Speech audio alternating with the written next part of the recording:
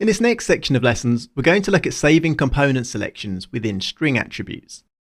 The two string attributes which are commonly used for this are the name and the path attributes. We're going to compare using these string attributes to using groups for saving and identifying selections of components. So I've got this simple sphere here, and let's say that we want to select 4 horizontal bands of primitives and save these as named selections on the geometry. Groups are one way that we could do this, but we can also save the selections using a string attribute. The attribute which is typically used for that is the name attribute. So let's first create these selections and save them as groups, and then compare using the name attribute to do the same thing. I'll tap space plus the 3 key to switch to the front view to make it easy to select these primitives using box selection. And now I'll select these primitives on the top of the sphere, and I'll bring up my tab menu and select the group node. And I'll call this group top_pole. Now we've already seen how we create groups from viewport selections, so rather than you watching me do the same thing 3 more times, I've already made the other 3 primitive selections and saved them as groups in these 3 group nodes here. So I'll just connect these to the end of my network, and I'll display this last group node. I'll enable the select by groups mode by tapping the 9 key, and in the groups list we can see the 4 primitive groups which are now stored on this geometry.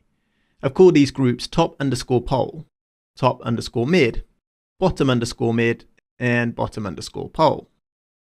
Now let's make the same 4 primitive selections, but this time let's save them using the name attribute rather than groups.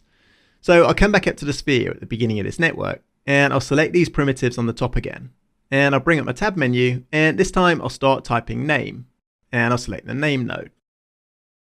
So now we've got a name node in the network editor, and I'll just shake this off and reconnect it over to the side here to create a separate geometry stream for the selections saved using the name attribute. In the parameters of the name node, we can see that the attribute is called name, and that it's a primitive class attribute.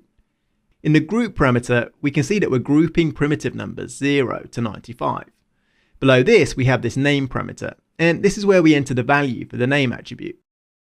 The name attribute is a string attribute. So in here, I'll enter the same name that I used for the group, which was top_pole. I'll come back over to the viewport, and I'll select this next band of primitives. And I'll do the same and bring up my tab menu and select the name node. And for the attribute value, I'll enter top_mid.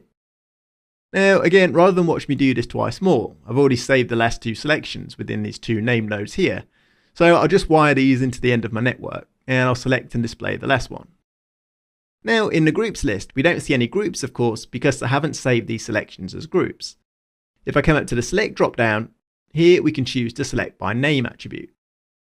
Now in the groups and attributes list, we can see all 4 sets of name primitives, and we can select them interactively in the viewport in just the same way as we do groups. Clicking on a primitive in the viewport selects the whole name set of primitives, or we can click on one of the items in the list to select them that way. So the process of saving selections of geometry components interactively in the viewport using the name attribute is almost identical to doing the same thing using groups. But there are some important differences between groups and the name attribute, and that's what we'll be looking at over the next couple of lessons.